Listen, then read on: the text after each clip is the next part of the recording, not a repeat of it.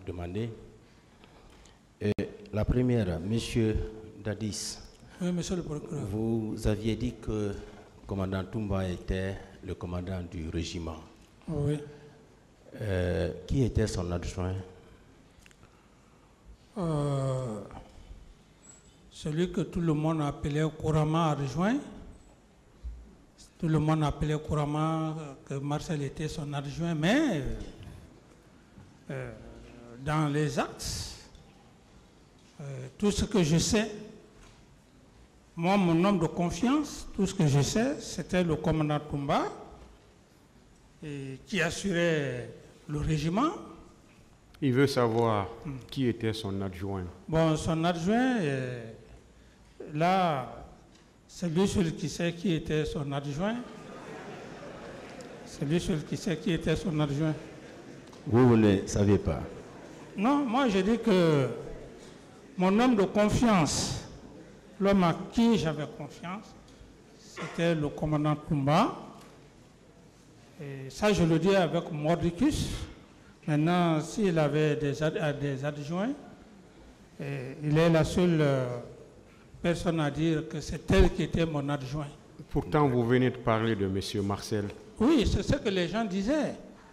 C'est ce que les gens disaient parce qu'on était, chaque fois qu'il sortait, Marcel était avec lui. Chaque fois qu'il sortait, Marcel était avec lui. Est-ce que M. Marcel était son adjoint? Oh bon, c'est au tribunal d'apprécier, monsieur le président. C'est au tribunal. Est-ce que M. Marcel était son adjoint? Les deux sont là, monsieur le président. Les deux sont là. Je pense que la confrontation... Vous étiez le président. Est-ce que M. Marcel était son adjoint? Tout ce que je sais, tout le monde ne faisait rien sans Marcel. Est-ce que c'était son adjoint, M. Camara? Son adjoint, bon... Il était très proche de lui et vraiment... Allez-y, continue. C'est bon. Ouais. C'est bon.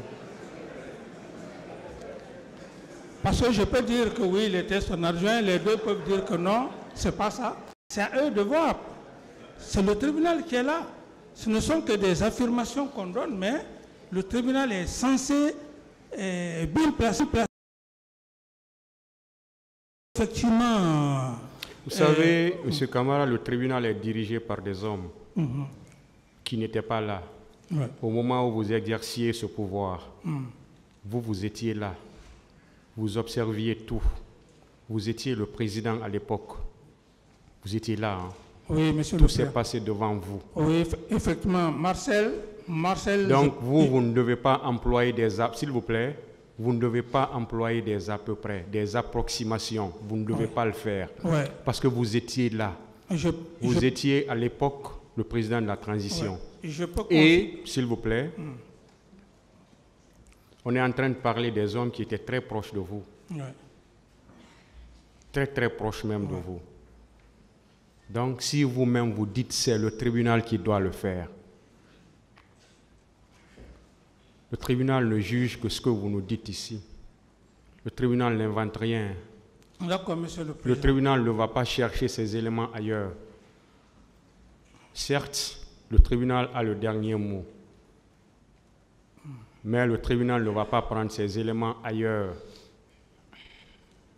À ce que je sache. C'est pourquoi vous devez aider ce tribunal. À ce que je sache. Vous devez l'aider. Hein. À ce que je sache, Toumba ne faisait rien sans Marcel. Est-ce qu'il était son adjoint? Oui, il était son adjoint. Continuez, monsieur. Bien. Il peut maintenant dire... C'est bon, s'il vous plaît, hein. C'est bon.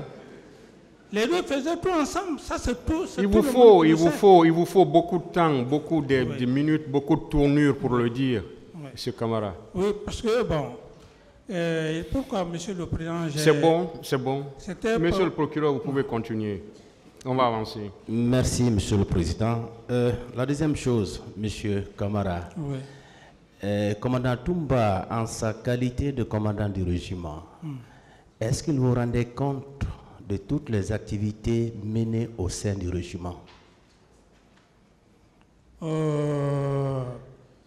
Non. Moi, la seule chose que j'avais besoin, C'est quand je sortais, il venait faire la planification et puis il était avec moi. Et parce que dans l'armée, il y a ce qu'on appelle, revue de troupes, la revue de troupes. Il organisait le rassemblement, je venais, je saluais la troupe, et je rentrais. Mais me dire faire un compte rendu à tout point de vue, non.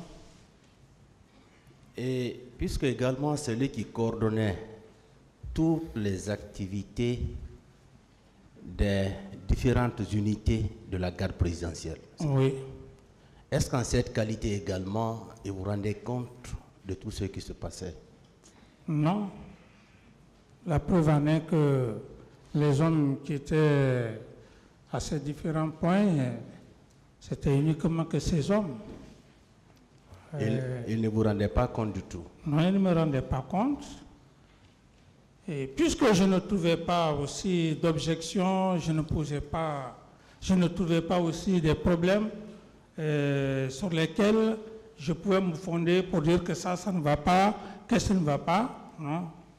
Donc vous avez accepté qu'il travaille avec les hommes sans vous rendre compte. Vous avez accepté cela quand même? Non, le travail, c'est que quand il n'y a pas de problème, on ne peut pas dire aux subordonnés de faire un compte rendu. C'est quand ça ne va pas que vous demandez le subordonné qu'il y a ça, donne-moi des éléments.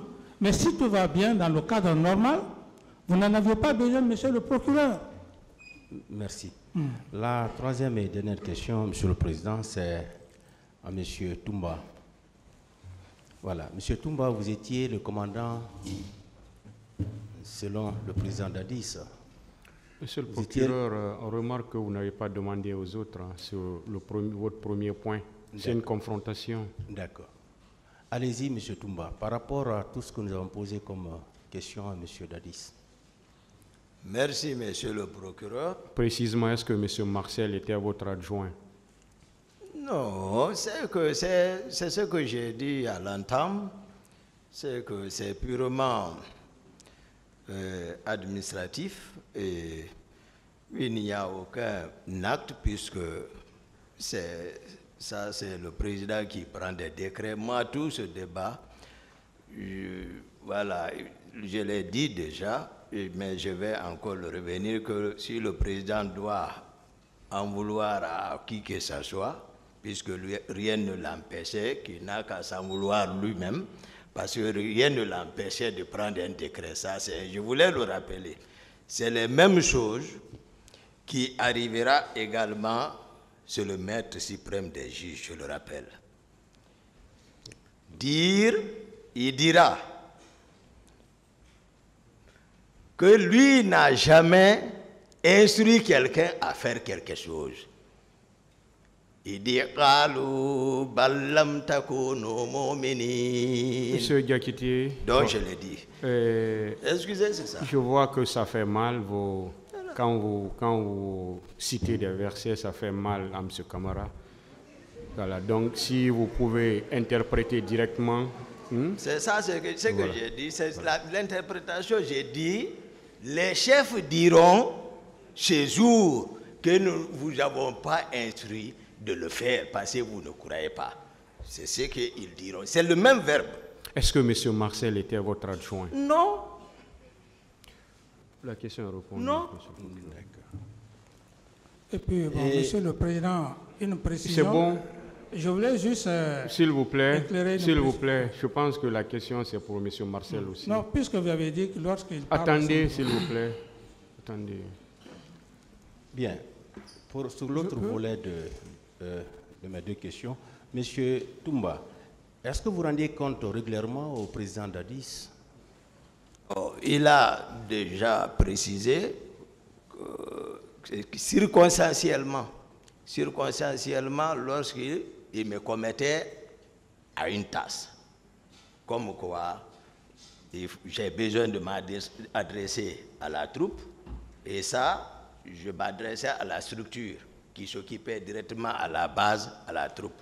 J'ai dit, rassemblez vos hommes, le président doit s'adresser à vous. Ou comme je l'ai dit, il n'y a pas eu de contradiction lorsque, quelques rares fois, il a besoin de faire un mouvement. Il me fait signe, Toumba, voilà, comme ça c'est quelque chose. Sinon, ça ne relevait pas de mes fonctions. Donc, c'est lorsque vous commettez à des tâches que vous lui rendiez compte. Merci. Merci bien. Monsieur Marcel, est-ce que vous étiez effectivement l'adjoint de Monsieur Toumba? Monsieur le procureur, merci. Je voulais dire seulement au président Dadis, il ne faut pas qu'il pêche contre moi. Je voulais rappeler ici que nous avons fait un test pour les cours d'officier pour l'Union soviétique, dont je fus le premier. Tout était prêt. Et là, j'ai opté ça pendant le temps du feu général Lansana Conté, paix à son âme. La prise du pouvoir, quelques semaines, on devait s'y rendre à l'Union soviétique. C'est le président lui-même qui a bloqué mon passeport. Dans son bureau, devant le ministre de la Défense. Marcel, tu ne bouges pas. Tu as œuvré pour ce pouvoir. Le général Sekouba Konaté, c'est un grand. Il était là. Ce jour, petit, si tu ne fais pas attention, d'ailleurs, même les 15 autres là, on va annuler. Soyez bref, monsieur Marcel. Je suis bref, c'est quelque chose de très important. Monsieur le Président, qu'est-ce qui le poussait, après avoir retiré mon passeport, après avoir me dissuadé, étant en veste pour le voyage, le même jour, de me nommer à un poste? Monsieur le Président, vous l'avez posé la question tout de suite, disant, est-ce que Marcel est adjoint à Toumba? Il a tâtonné. Tâtonné. Tâtonné. Les gens le disaient, il a tâtonné. Quelqu'un qui a dirigé l'État ne tâtonne pas quand il y a des questions précises. Monsieur le Président, moi je n'étais pas adjoint à quelqu'un. Si j'étais adjoint à Toumba, j'allais assumer ici, oui, j'étais adjoint à Toumba parce que je suis un militaire. Quand je meurs, on met le drapeau sur moi, le rouge, jaune, vert. Mais aucun acte n'a été posé. Marcel n'a posé aucun acte d'adjoint. C'est bon. Ok, une précision, Monsieur le Président. Attendez, Monsieur Camara, attendez d'abord. Attendez. Hein. Allez-y, Monsieur le procureur. La dernière question, c'est à Monsieur Toumba. Et est-ce que le président Dadis était informé de tout ce qui se passait au niveau des différentes unités de la garde présidentielle?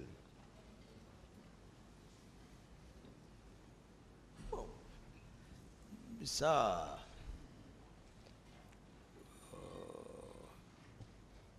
c'est un peu difficile de dire s'il était, mais le pouvoir, c'est l'information. C'est ça le pouvoir. Les grandes oreilles, s'ils n'ont pas de pouvoir, puisqu'il y a tous les mécanismes par rapport à ça pour être informé. C'est ça le pouvoir. Oui, puisque vous étiez avec lui, est-ce que vous vous êtes rendu compte qu'il était au courant de tout ce qui se passait au niveau des différentes unités de la garde présidentielle? Du territoire national. Est-ce qu'il était au courant? Du territoire national, je parle en connaissance de cause, le fonctionnement, ça c'est autre chose. Ça c'est le commandement, je connais le mécanisme, 24 heures sur 24 heures. Oui, et singulièrement au niveau des unités. C'est de ça que je dis, c'est le président de la République, commandant en chef des forces armées guinéennes. C'est-à-dire que lorsque, voilà, ça c'est un peu dans le secret militaire, je ne vais pas dire, puisque ça y va dans la sécurité nationale. Comment le pays est géré sur le plan militaire. Comment les commandants de région fonctionnent. Comment les commandants des groupements de gendarmerie fonctionnent. Sur l'étendue du territoire national. 24 heures sur 24 heures, l'état-major remonte directement les mots de passe. Chaque 18 heures, toutes les garnisons de l'étendue du territoire national ont leurs mots de passe spécifiques. Renouvelés chaque jour. Ce n'est pas les mêmes. Et le compte rendu est remonté parce que le président de la République doit se rassurer. 24 heures sur 24 heures sur l'étendue du territoire, sur le téléphone, comment là-bas fonctionne. Les gouverneurs, comment les populations ont dormi. Et il a tous les renseignements, informels et formels. C'est-à-dire, je parle le système, les mécanismes de fonctionnement d'un État. Ce n'est pas comme ça, comme on le pense. C'est très complexe, mais le président a toute la situation. C'est ce qui lui permet de dormir. C'est ce qui le rassure de son pouvoir. Donc, si un président de la République le dit, que c'est comme ça, Marcel l'a dit, tâtonner, nous le savons. Et vous voyez, nous le savons entre nous, c'est quoi le pouvoir central. C'est pour cela que ça nous fait très mal. C'est-à-dire, lorsqu'il pense se rabaisser jusqu'à ce... Il ne faut même pas qu'il croit qu'on acceptera ça de passer. Nous le savons. Qu'ils veulent qu'ils se maintiennent en haut là-bas, mais il fit peur de la nation. Il faut qu'ils comprennent ça. Moi, j'ai joué toujours mon rôle à côté de lui, vous comprendrez. Au moment où il était dans tout son état, j'ai dit non, ça c'est pas bon. Ici encore, je viens, je vois, j'ai dit non, viens faire ça, ne le conseillez pas dans ça. Moi, c'est mon rôle de conseiller. À côté de lui, moi je joue. Pour ne pas que, voilà, ça se gâte. C'est dans ça. S'ils veulent maintenant, les conseils prennent ça. Et tu vois, comme, voilà, une attaque, non. Mais moi, c'était ma fonction, je suis à côté de lui. Comme il a dit, homme de confiance, le conseiller dans le bon sens. Et je le ferai. Et ceci, c'était à refaire. Le dire ne sort pas, ne sortez pas. Et ici, viens demander pardon à ton peuple. Je le referai et je dirai, j'ai bien fait, je le répéterai. C'est bon. Bien. Donc, si on vous comprend, Monsieur Toumba, le président d'Addis était censé être informé de tout ce qui se passait, aussi bien sur le territoire national qu'au sein des différentes unités de la garde présidentielle, n'est-ce pas? Oui, je le dis. Merci bien. Je pense que c'est ça. Monsieur Camara, la même question. Voilà, est-ce que vous étiez informé de tout ce qui se passait au sein des différentes unités de la garde présidentielle? Monsieur le procureur, vous n'êtes pas sans savoir.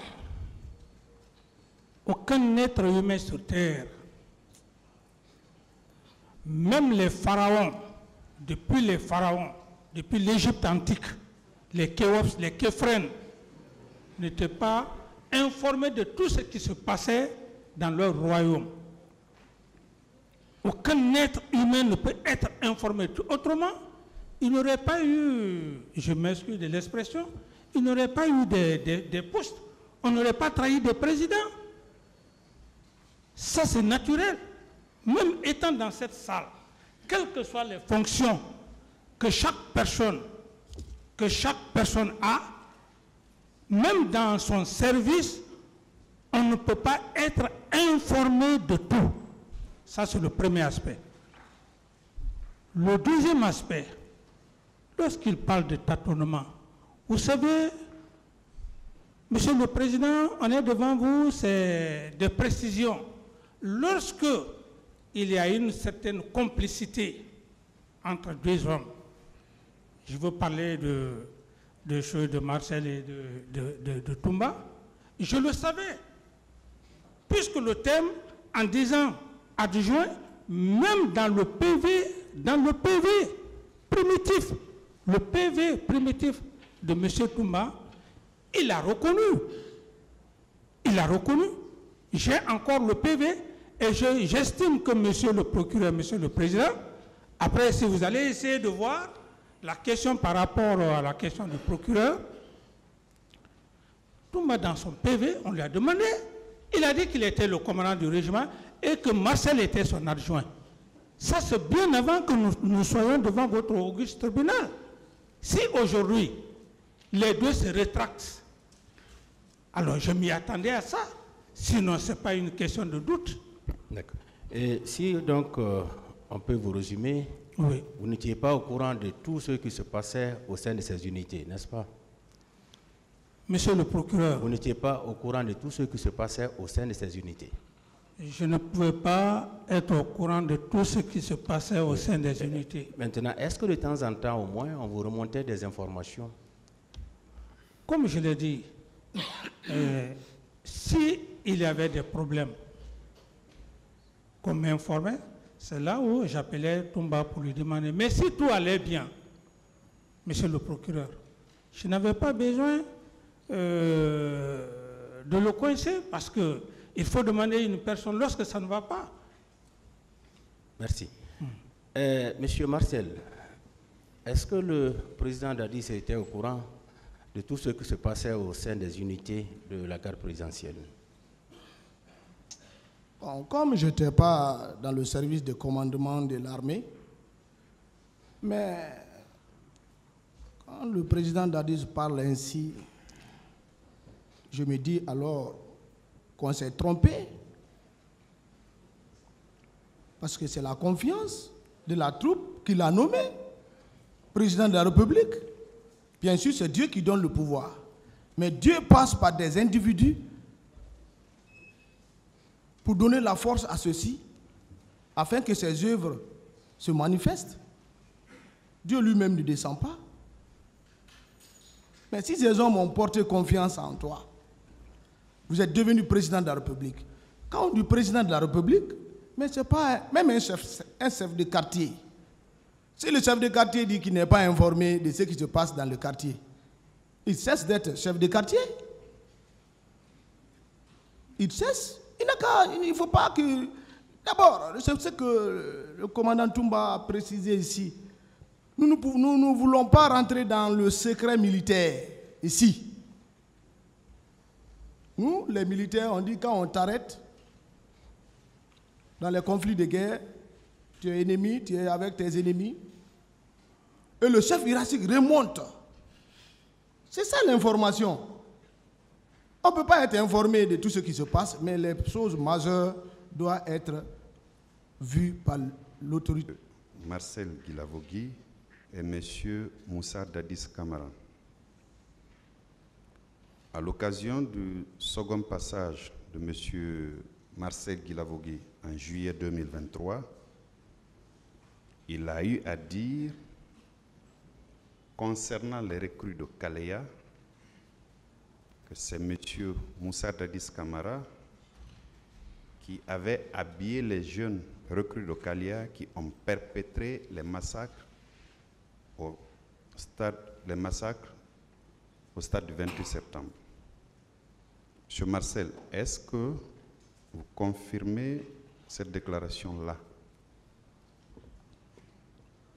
Je confirme. Très bien. M. Moussa Dadis Camara. C'est